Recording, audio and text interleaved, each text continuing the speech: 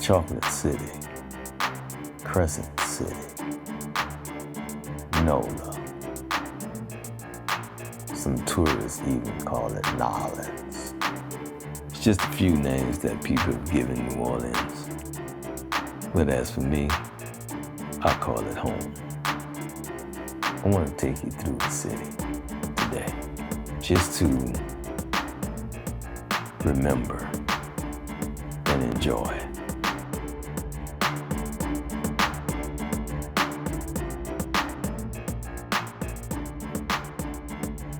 This is the first episode, My Home.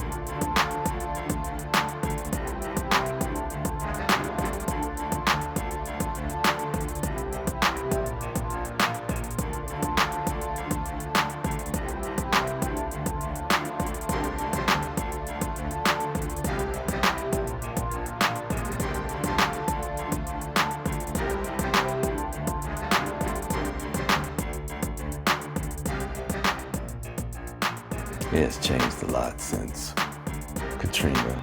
A lot of things have around New Orleans. But one thing remains the same. Bourbon Street. Bourbon Street will never change. It'll always be the same. Once you hit those quarters, you'll always hear a jazz band.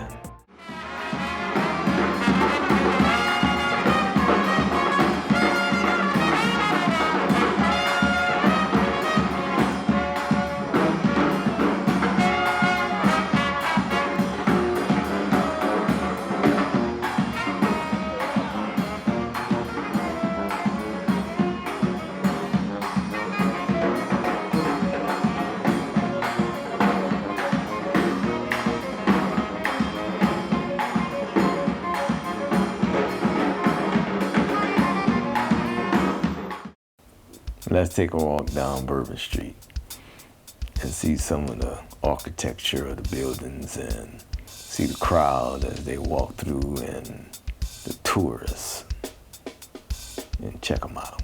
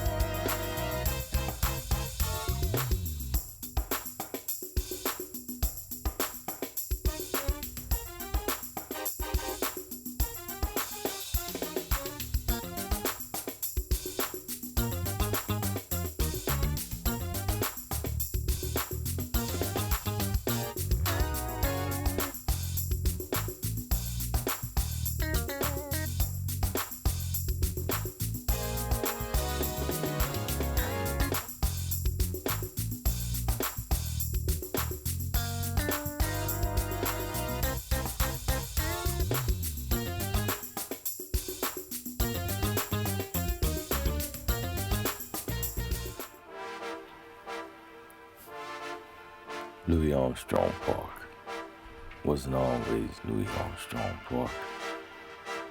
In the 18th century, slaves were known to congregate on Sundays in the area called Congo Square.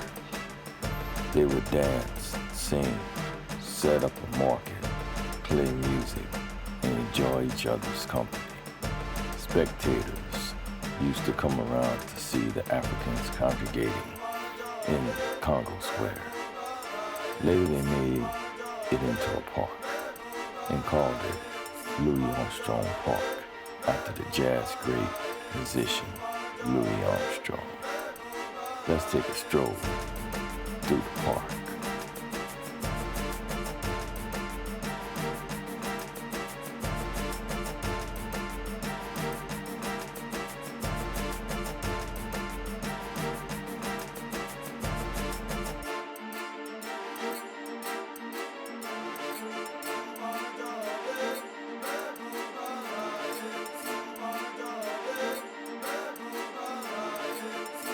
The park is located in Treme. Treme is known for its musical culture. Some believe that the African slaves' music was the start of Treme's music scene. Let's take a short stroll through around Treme, and then stop and get a bite to eat.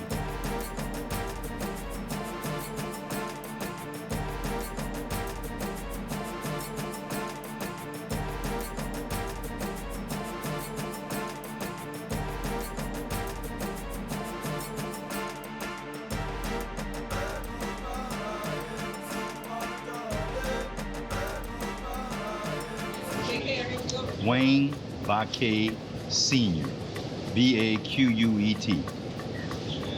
How many years has the restaurant been open? This particular place, I've been here, I'm gonna say 15 years. About a year before Katrina, about 14 or 15 years. Have you owned other restaurants? I've owned restaurants all over the city. In my history, I've been doing it for 50 years. I've owned restaurants in the 6th Ward, the 7th Ward. This is the 6th Ward. This is Treme. Owned restaurant, my daddy's restaurant. His picture's on the wall back there.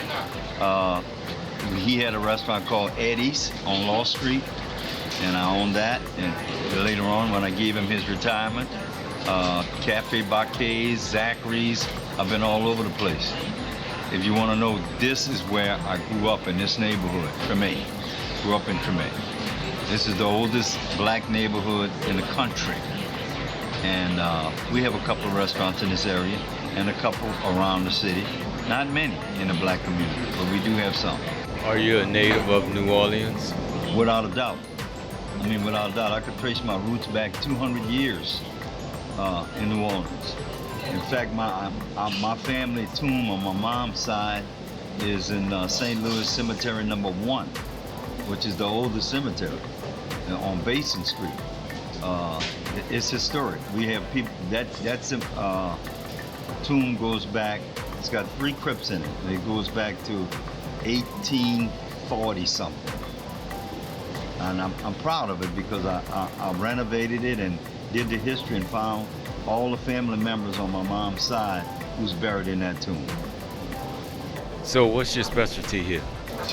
Well, we specialize in something that's kind of becoming a lost art in New Orleans, the real food of New Orleans, the Creole soul food of New Orleans, okay, because that's representative of my family and my family roots, which is a mixture of French, Spanish, American Indian, and of course African.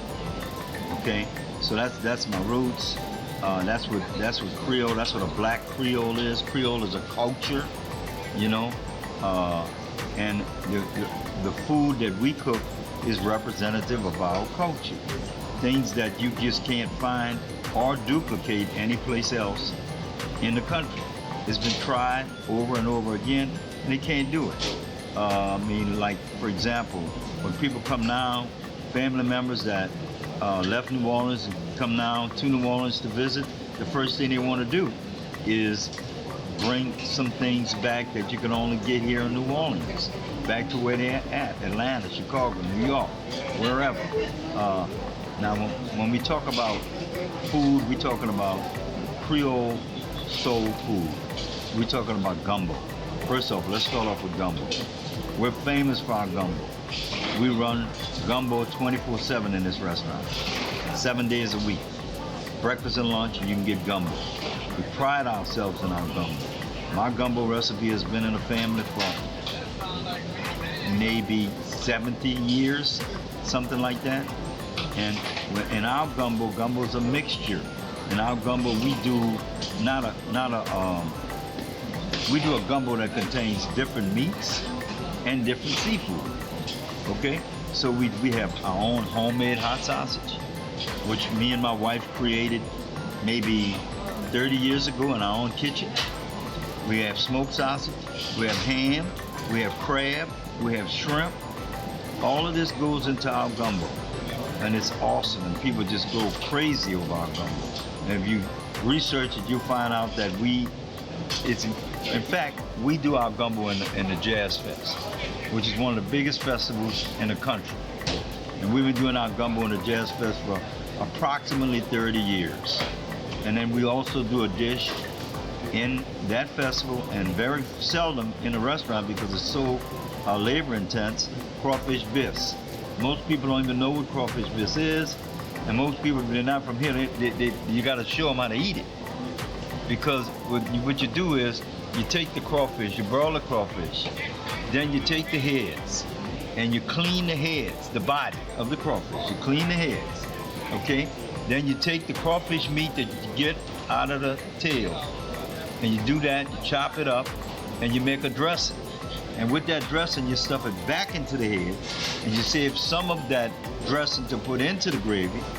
Then you make a gravy, a tomatoey gravy, light Creole tomato gravy, and you serve it over rice or macaroni, and that's crawfish bisque.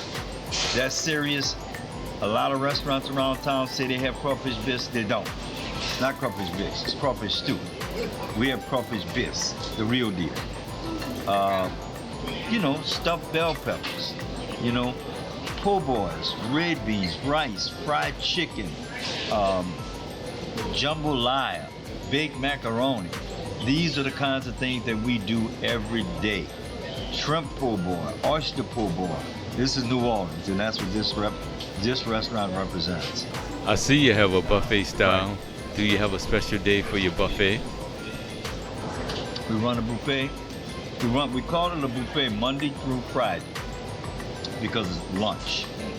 While we're serving breakfast in the morning, we serve breakfast Monday through Friday until 1 o'clock. The buffet kicks off at about 10:30, quarter to 11. Now, on Saturday, we add, then it becomes a brunch, because then you can get grits, you get hash browns, and you get eggs your way with the buffet. Now, on a buffet, you always have, on the buffet or brunch, you always have baked macaroni, unless you do a special pasta dish instead.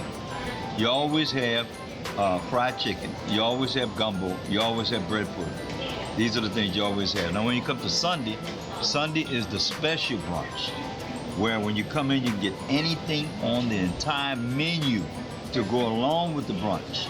For example, Sunday, this Sunday we're going to be featuring brisket as the extra added item. Sometimes it's stuffed bell pepper, sometimes it's smothered pork chops, sometimes it's pane meat. Now a lot of people don't know what that is, but that's breaded veal, fried, awesome, incredible. But you can get an omelet, you can get French toast, you can get anything else on the menu you can get on Sunday to go along with that. That's the reason why you could hardly get in here on a Sunday. You can be it's hard. Every Sunday is hard. So you say you grew up in Treme? I grew up in Treme. I went to school just about 6 or 7 blocks away from here, St. Peter Claver School. That's where I went. That's where my brothers went. That's where my dad went. That's where my mother went. Yeah, so all of that's part of Treme. But St. Peter Claver is the roots. The Claiborne Avenue, which is like right a block over, was our Mecca. Claiborne Avenue was our downtown. That's where we had businesses, and I had a business on Claiborne Avenue also. But we had, it was beautiful. It was our St. Charles Avenue. During segregation, we couldn't go all around in this city, you know, so that was it. Mardi Gras, that was our Mardi Gras. In the morning, we'd get up, parents would fried donuts and fried chicken and make potato salad, and we'd all come together from one end to the other end of Claiborne, almost to Canal Street. And that was, well, they took it away from us in the sense that they built the expressway. And they built the expressway right over our most famous street, which we're not surprised at that. So what would you say to the people that have never heard of your restaurant, which is? Little Dizzy's. And what would you say to the people who are from different areas that have never been to New Orleans? Well, they actually say it to me, and I hear it every day, you know. I hear it every day. They come to New Orleans, they visit downtown, they go on Bourbon Street. A lot of times they're unimpressed. Bourbon Street is overrated, and they're unimpressed with the restaurants. They are overpriced. Food is not all that great in most cases. I'm sorry. The truth is, let the truth be told. And I hear it every day. Man, I'm so glad I found Little Dizzy's. You know, we Googled you, we found out that this was a black restaurant in an old Treme neighborhood. Even my hat says Treme on the back, it says Little Dizzy's. You know, well, they come here, they find it, and they say, now that I found this, I'll be here tomorrow, I'll be here the next day. And when they leave town, they say, when I come back, I will be here. And this is the reason why Little Dizzy's is so valuable to the whole community. And we do get a lot of crossover because you got gentrification that's set in, but even before then, all people like good food. Okay? So sometimes you come in here and it'd be 50% white, 50% black, and they all my customers, and it's all good. I appreciate your time. Thank you.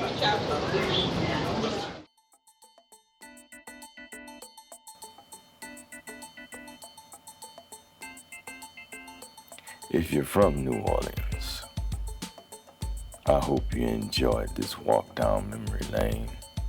And if you're not from New Orleans, these are some nice areas you can check out in my hometown. Laissez-faire bon temps roulé. Let the good times roll. Thank you.